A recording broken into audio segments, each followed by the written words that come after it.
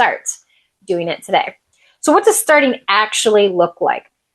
So we are going to be talking about how to exactly start. So really going to be like building your infrastructure. And that doesn't mean like $1 million pole barn or anything like that. It's about if you're gardening, maybe you need to build a fence first and grab your seeds and some soil, or have a neighbor till up the area so you can start working the soil. Maybe you have already done gardening, or you want to start bringing in animals.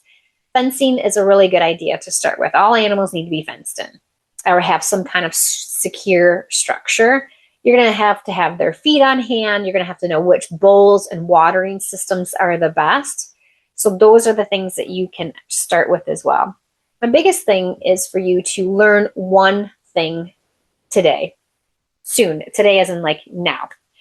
Master that one thing, like a small garden or getting those egg-laying chickens, and then grow bigger next year, or add more animals next year, or try to do those meat chickens the next year. But learn how to really focus on that one thing now and master it. You don't have to be like a super master, but master it, really understand it. And it takes years to understand these animals, and a lot of years to learn everything, but really try to master it and then add more on to your homesteading adventures, no matter where you're at. If you try to do it all at once, there's probably a big guarantee that it is going to fall, because it's going to be very, very overwhelming. And you are going to want to give up. You're going to drop those balls or those plates up in the air that you've been trying to juggle, and you're going to drop them all. We don't want you to drop them all. I don't want you to give up. I don't want you to get overwhelmed. I want you to be able to keep most of them up in the air, and maybe one falls. That's why we're going to start with a couple of things at first, and then learn those really well, and then keep adding on. Remember, this is not an overnight situation.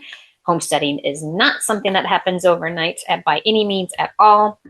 And along the way, while you're going, is that I highly, highly recommend is that you choose organic practices, choose organic food.